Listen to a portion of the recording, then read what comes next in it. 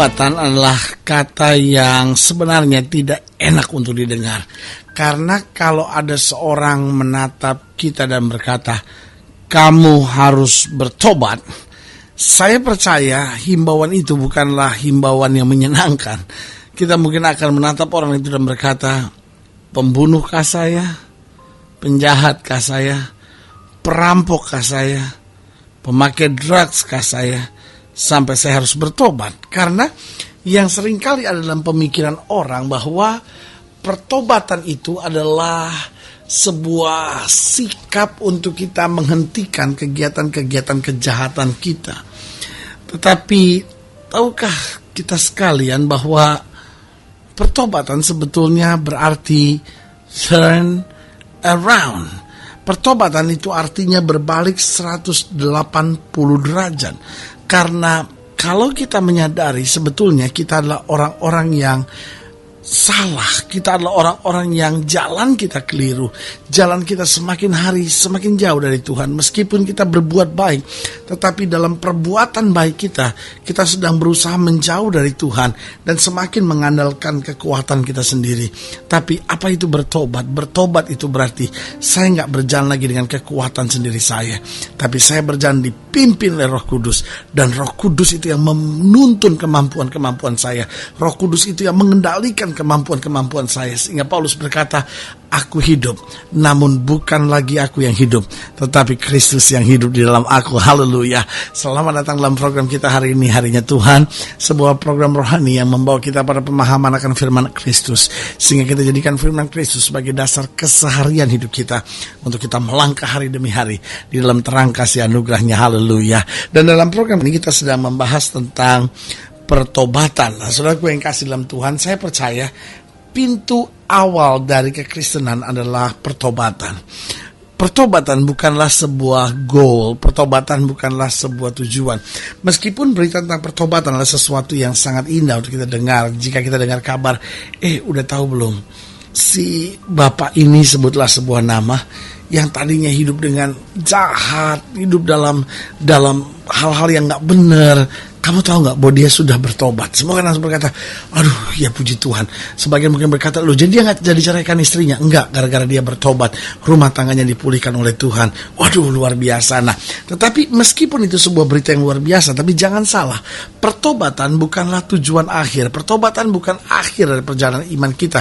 Pertobatan justru awal, karena tanpa pertobatan, Yesus dengan tegas berkata, jika seorang tidak dilahirkan kembali, kamu tidak akan melihat kerajaan Allah. Berarti mulai dari kehidupan Kristen kita bukan ketika kita lahir dari rahim ibu yang beragama Kristen, tetapi mulai seseorang masuk di dalam kekristenan, mulai seseorang masuk disebut sebagai anak Allah, yaitu dimulai dari satu kata penting ini yang bernama pertobatan. Nah, saudaraku yang kasih dalam Tuhan, hari ini kita akan bahas sama-sama Kisah Rasul pasal 11. Kisah Rasul pasal 11 itu akan kita pelajari hari ini. Kisah Rasul pasal 11 mulai dari ayat yang pertama sampai ayatnya yang ke-18. Demikian firman Tuhan. Rasul-rasul dan saudara-saudara di Yudea mendengar bahwa bangsa-bangsa lain juga menerima firman Allah. Ketika Petrus tiba di Yerusalem, orang-orang dari golongan yang bersunat berselisih pendapat dengan dia. Kata mereka, engkau telah masuk ke rumah orang-orang yang tidak bersunat dan makan bersama-sama dengan mereka. Tetapi Petrus menjelaskan segala sesuatu berturut-turut, katanya, aku sedang berdoa di kota Yope. Tiba-tiba rohku diliputi kuasa ilahi dan aku melihat satu penglihatan, satu benda berbentuk kain lebar yang bergantung pada keempat sudutnya diturunkan dari langit sampai di depanku. Aku menatapnya dan di dalamnya aku lihat segala jenis binatang berkaki empat dan binatang liar dan binatang menjalar dan burung-burung. Lalu aku mendengar suara berkata kepadaku, bangunlah hai Petrus, sembelihlah dan makanlah.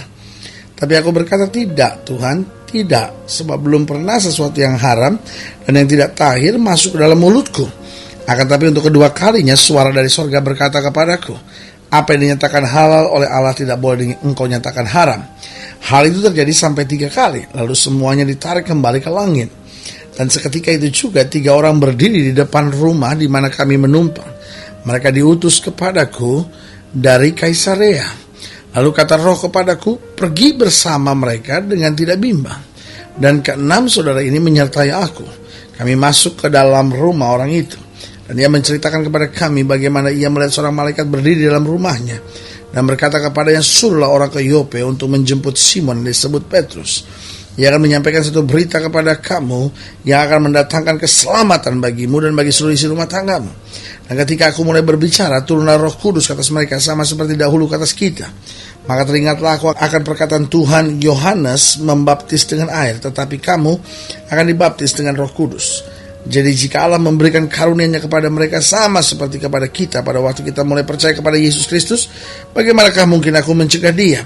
Ketika mereka mendengar hal itu, mereka menjadi tenang, lalu memuliakan Allah, katanya. Jadi kepada bangsa-bangsa lain juga Allah mengaruniakan, perhatikan, pertobatan yang memimpin kepada hidup.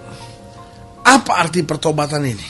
Nah, saudaraku yang kasih dalam Tuhan, ini menarik untuk kita bahas, karena memang selalu saya bilang kekristenan dimulai dari pertobatan. Karena kekristenan bukan dimulai ketika rahim seorang ibu melahirkan seorang bayi Kristen dan otomatis dia menjadi Kristen. Saudaraku yang kasih dalam Tuhan, bukan soal demikian. Seorang anak memang banyak diwakili oleh iman orang tuanya, sampai dia sendiri ada pada sebuah pemahaman tentang kehidupan. Tapi saudaraku yang kasih dalam Tuhan, perlu saya tegaskan kembali melalui program ini, bahwa pertobatan adalah gerbang dari kekristenan. Berarti seorang mulai disebut sebagai anak Allah waktu dia bertobat. Makanya berita Yohanes Pembaptis tegas sekali, bertobatlah, berilah dirimu dibaptis. Nah, dari ayat-ayat bacaan yang sudah kita pelajari ini, beberapa pelajaran penting yang bisa kita pelajari. Yang pertama kita pelajari bahwa pertobatan dibutuhkan tiap-tiap orang. Pertobatan dibutuhkan oleh tiap-tiap orang. Tiap-tiap orang harus bertobat. Makanya Yesus bilang, jika kamu tidak dilahirkan kembali, kamu tidak akan masuk dalam kerajaan Allah. Nah, terhadap siapa Yesus bicara? Yesus bicara terhadap Nikodemus. Siapa Nikodemus? Nikodemus adalah seorang ahli Taurat. Nah, tapi saudaraku yang kasih dalam Tuhan, Yesus mau tegaskan di sini bahwa pertobatan dibutuhkan oleh setiap orang. Apakah orang yang beragama atau orang yang tidak beragama? Apakah orang yang baik ataupun orang yang jahat? Pertobatan dibutuhkan setiap orang. Lalu pertanyaan kita sederhana. Kalau gitu apa itu pertobatan? Pertobatan bukan sekedar stop berbuat dosa, tapi pertobatan berarti turn around, merubah arah. Dari tadinya saya mengandalkan kekuatan saya sendiri, tadinya saya mengendalikan apa yang menurut saya terbaik buat saya, tetapi waktu pertobatan terjadi, berarti saya menyerahkan kepemimpinan hidup saya kepada Kristus. Sehingga bukan saya lagi yang mengatur hidup saya, bukan saya lagi yang menuntun hidup saya, bukan lagi pada soal apa yang saya mau, tetapi bertobat berarti berbalik arah untuk berkata, pokoknya mulai hari ini saya hanya hidup dengan pertanyaan, apa yang Tuhan mau. Dan apapun yang Tuhan mau, itu pasti akan membawa kemenangan dan berkat yang berkelimpahan. Haleluya. Nah, yang kedua saya pelajari, jadi yang pertama jelas, pertobatan dibutuhkan oleh tiap-tiap orang. Mengundang Yesus masuk dalam hidupnya, menjadikan Yesus raja dalam hidupnya, membiarkan Yesus mengendalikan hidupnya, sehingga kita dapat berkata, hidupku bukannya aku lagi, tapi Kristus yang hidup di dalam aku. Yang kedua kita pelajari bahwa pertobatan adalah satu-satunya jalan keselamatan. Jalan keselamatan bukanlah beragama, termasuk beragama Kristen. Saudara boleh beragama Kristen, saudara boleh pergi ke gereja, saudara boleh kenal pendeta, saudara boleh dengan setia melakukan kegiatan-kegiatan rohani. Tapi saudaraku yang kasih dalam Tuhan, tanpa pertobatan, tanpa meninggalkan dosa, tanpa membuka hati untuk membiarkan Yesus masuk dalam hidup kita, tanpa kita melepaskan diri dari segala hubungan-hubungan dengan kuasa kegelapan, saudaraku yang kasih dalam Tuhan, kita gak pernah layak untuk kerajaan sorga. Ada banyak orang masuk gereja tapi tetap pergi ke dukun. Ada banyak orang masuk gereja tapi tetap percaya bacaan ramalan-ramalan nasib. Saudaraku yang kasih dalam Tuhan, kita akan menghina Tuhan dengan semuanya itu. Inilah saatnya buat kita untuk bangkit. Inilah saatnya buat kita untuk percaya. Inilah saatnya buat kita untuk berkata, Tuhan, saya mau bertobat. Bukan berarti dosa kejahatan apa yang saya buat, no. Tapi Tuhan, saya mau membiarkan Tuhan untuk mengatur hidup saya. Saya mau biarkan Tuhan untuk memimpin hidup saya. Saya mau biarkan Tuhan untuk mengendalikan hidup saya. Karena kalau Tuhan yang melakukannya, maka segalanya pasti akan jadi baik bagi kemuliaan namanya. Haleluya. Jadi jelas, pertobatan dibutuhkan tiap-tiap orang. Yang kedua, pertobatan adalah satu-satunya jalan keselamatan. Dan yang ketiga, pertobatan seringkali harus melewati tantangan. Saudaraku yang kasih dalam Tuhan, kalau saudara pelajari ayat bacaan ini, maka kita lihat bahwa Cornelius sepertinya dipojokkan oleh situasi. Sampai ketika Petrus datang ke sana, semua orang bilang, loh, kenapa kamu duduk makan sama orang kafir? Jadi dari sini kita bisa pelajari, sepertinya kok Cornelius dapat tekanan yang sangat luar biasa. Dan saudaraku yang kasih dalam Tuhan, kembali saya mau ingatkan, pertobatan seringkali harus melewati tantangan. Kadang-kadang justru ketika engkau mau bertobat, engkau dikecewakan oleh orang percaya. ketika engkau mau bertobat, ketika engkau mau lebih sungguh-sungguh sama Tuhan, tiba-tiba engkau ada masalah dalam keluarga. Nah, apa yang terjadi? Lalu kita mulai bilang, aduh Tuhan, saya mungkin nggak bisa bertobat, kali ya memang orangnya udah begini. Tapi saya mau ingatkan buat saudara, waktu saudara mulai menyerah dalam pertobatan saudara, setan akan tepuk tangan, karena itu memang rencananya. Tapi waktu saudara bangkit, waktu saudara imani, waktu saudara percaya bahwa apa yang Tuhan sudah kerjakan itu akan mendatangkan kebaikan buat hidup kita. Dan saudaraku yang kasih dalam Tuhan, dengan sikap seperti itu, apa yang terjadi?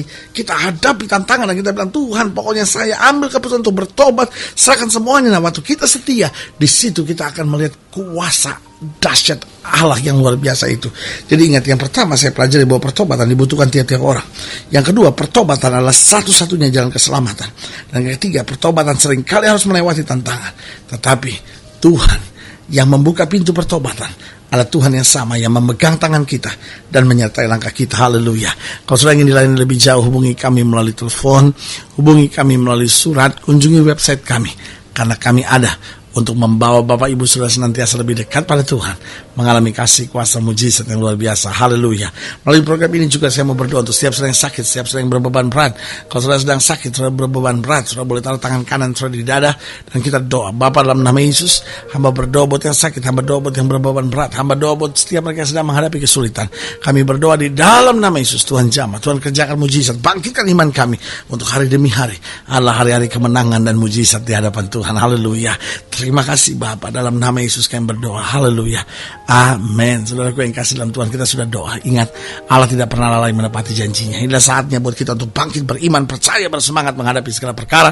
Karena kita tahu Yesus adalah juru selamat kita, Yesus kekuatan kita, Yesus kota benteng kita, dan di dalam Dia kita lebih daripada orang-orang yang menang.